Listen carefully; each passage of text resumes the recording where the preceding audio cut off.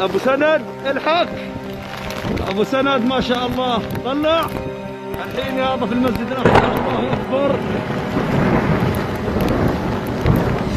Rasulullah Shallallahu Alaihi Wasallam meneruskan, ada tanda-tanda alam menjelang kedatangan Al-Mahdi yang tidak bisa dikarang-karang, nggak bisa ditutup-tutupi.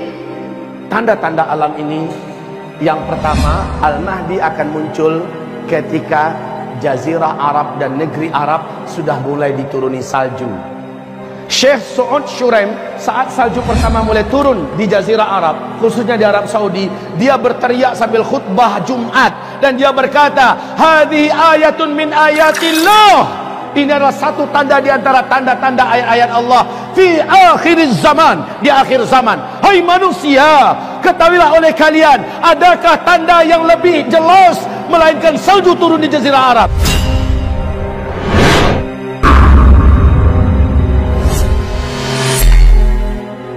Bapak tadi dengar saya menyebutkan Al-Mahdi enggak? Di mana kemunculan Al-Mahdi? Setelah terjadinya dukhan. Rasulullah bersabda, saat Al-Mahdi muncul, kalian sudah kembali seperti zaman sekarang, kata Nabi. Kalian akan berperang bersama Al-Mahdi menggunakan pedang, menggunakan panah, menggunakan tombak, dan kalian akan berlari berjalan di atas kaki kalian. Kalian akan menunggang kembali kuda-kuda perang kalian. Thumma udtum min haitsu bada'tum wa udtum min haitsu bada'tum wa udtum min haitsu bada'tum. Saat Al-Mahdi muncul, kondisi kalian ketika itu sudah kembali secara total dan sempurna seperti hari ini, kata Rasulullah sallallahu alaihi wasallam. Kita dipaksa oleh Allah hidup menjadi manusia seperti zaman dulu, serba manual. Aneh. Ini Al-Mahdi setelah dukhan. Albert Einstein, Bapak ingat nggak dengan orang ini? Namanya Albert Einstein, bapak fisika dunia, konon katanya begitu. Beliau ditemui oleh lebih dari 2000 wartawan seluruh dunia, termasuk dari negara-negara maju yang sedang berlomba-lomba membangun industri-industri nuklir, pabrik-pabrik senjata modern dalam persiapan Perang Dunia Ketiga. Wartawan ini mendesak Albert Einstein, Tuan Albert, apa pandangan engkau Perang Dunia Ketiga nanti seperti apa? Mereka ingin dengar. Mula-mula Albert Einstein nggak mau jawab, Pak. Tapi karena dipaksa, akhirnya dia berkata, kalian nanti akan berperang dengan senjata manual pada Perang Dunia Ketiga. Saya tidak tahu senjata seperti apa yang akan kalian gunakan, tetapi yang pasti tidak ada satupun nuklir yang kalian buat hari ini pada Perang Dunia Ketiga masih bisa kalian pakai. Tidak ada satupun pesawat yang hari ini kalian buat pada Perang Dunia Ketiga bisa kalian pakai. Kalian semua akan kembali kepada senjata manual. Lihat, Albert Einstein meyakinkan kepada 2000 wartawan lebih, Perang Dunia Ketiga sudah dimulai nanti dengan senjata manual. Wajar Pak, di YouTube Bapak lihat apa kerjaan orang Eropa hari ini. Mereka mulai membuat senjata-senjata manual yang unik-unik dan aneh-aneh. Dan saya tidak heran kalau di Vatikan Roma, puluhan ribu para pemuda-pemuda Kristen dilatih menunggang kuda sekarang ini dan melemparkan panah di atas kuda. Mereka sudah menyiapkan ratusan ribu pedang-pedang dari besi-besi terbaik hari ini. Kenapa kaum muslimin? Mereka yakin perang ke depan menggunakan kembali pedang, tombak, panah dan sebagainya. Umat Islam apa yang dipersiapkan? Al-Mahdi akan muncul. Dan Rasulullah bersabda, beliau munculnya di Mekah. Al-Mahdi munculnya nanti di Mekah.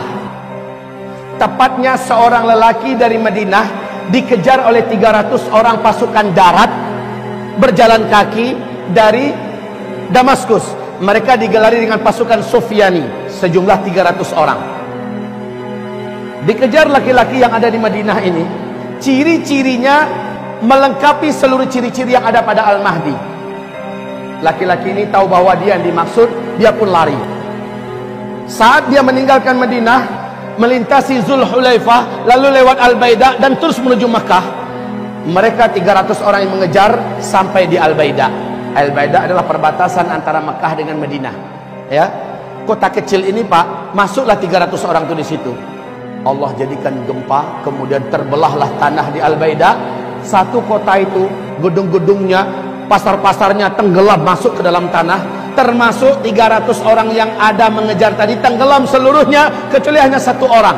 Disisakan oleh Allah untuk memberikan kabar kepada orang-orang di belakangnya, kami tenggelam di Al-Baidah. Maka penduduk Mekah tahu bahwa penduduk masyarakat yang ada di Al-Baidah sudah tenggelam. 300 pasukan yang mengejar seorang lelaki yang lari ke Mekah juga sudah tenggelam di Al-Baidah. Maka pahamlah penduduk Mekah, laki-laki yang dikejar itu menurut hadis itulah Al-Mahdi. Penduduk Mekah segera menyebar mencari mana laki-laki tersebut. Karena ciri-cirinya dijelaskan lengkap oleh Nabi, dengan sangat mudah lelaki ini akhirnya ditemukan. Ternyata laki-laki ini ditemukan sedang tawaf, Pak. Sedang tawaf, karena adabnya kalau masuk Mekah tawaf kudum dulu kan. Dia tawaf duluan. Tawaf walaupun nunduk-nundukkan muka, nggak kepengen ketahuan. Nah, kaum muslimin, ini Al-Mahdi malah menyembunyikan wajahnya. Tapi ditangkap oleh orang beriman. Kawan-kawan, ini dia lelakinya. Dipaksa untuk mau menerima baiat. Mula-mula dia tidak mau. Dia menolak. Dia minta waktu. Di malam harinya kata Rasulullah sallallahu alaihi wasallam, fa aslahahu Allahu fi lailatin. Allah pun mengislah keadaannya dalam satu malam. Al-Mahdi yang sebenarnya memang dialah Al-Mahdi tidak mau, sebenarnya dia tidak mau, tapi Allah kuatkan hatinya dalam satu malam sehingga dia besoknya siap untuk dibaiat. Allah jadikan dia memiliki kemampuan kepemimpinan yang sebelumnya dia tidak punya. Aslahahu Allah fi lailah. Allah berikan dia bekal-bekal kepemimpinan. Allah berikan bagaimana cara menyatukan dunia, bagaimana cara menaklukkan musuh-musuh, bagaimana cara bla bla bla, diajarkan oleh Allah dalam satu malam. Perbaiki keadaannya sehingga besok dia siap untuk dibaiat. Di Mekah, tepat di antara rukun Hajar Aswad dengan Maqam Ibrahim, disitulah dia menerima baiat. Baik kaum muslimin, Rasulullah sallallahu alaihi wasallam meneruskan, ada tanda-tanda alam menjelang kedatangan Al-Mahdi yang tidak bisa dikarang-karang, nggak bisa ditutup-tutupi. Tanda-tanda alam ini, yang pertama, Al-Mahdi akan muncul ketika Jazirah Arab dan negeri Arab sudah mulai dituruni salju. Salju turun di Arab. Sudah sejak 2009 salju mulai diansur-ansur Pak. 2012 sudah tebal, 2013 makin hebat, 2014 sudah mendekati Mekah, 2015 kemarin sahabat saya di Mekah kirim foto terbaru, video bukan foto lagi, video terbaru. Di Mekah sudah ada lembah yang sudah menggenang air, di pinggirnya sudah ada salju Pak. Syekh Su'ud Shuraim saat salju pertama mulai turun di Jazirah Arab, khususnya di Arab Saudi, dia berteriak sambil khutbah Jumat dan dia berkata, "Hadhihi ayatun min ayatillah." Ini adalah satu tanda di antara tanda-tanda ayat-ayat Allah fi akhir zaman, di akhir zaman. Hai manusia, ketahuilah oleh kalian, adakah tanda yang lebih jelas melainkan salju turun di Jazirah Arab? Kan nggak pernah kan sebelumnya kan? Nggak kebayang malah. Negeri gersang panas tandus kayak Arab gitu bisa turun salju. Tapi sekarang Pak, seorang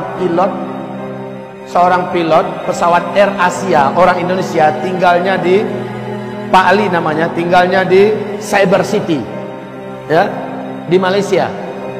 Beliau mengatakan 3 tahun terakhir ini asal dia masuk daerah Arab, khususnya daerah Arab Saudi, langit itu selalu berawan sekarang. Dulu enggak, dan makin kesininya makin tebal awannya, makin hitam Pak.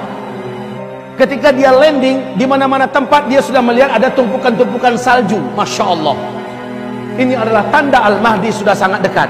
Bukankah Rasulullah bersabda, jika kamu mendengar Al-Mahdi keluar, kamu wajib pergi kepadanya, berbaiat bersamanya, walau merangkak di atas salju. Kalimat merangkak di atas salju menandakan sudah tidak ada mobil, sudah tidak ada pesawat, tidak ada helikopter, walaupun jalan kaki, kejar, menyusullah, bergabunglah dengan Al-Mahdi, walau merangkak di atas salju.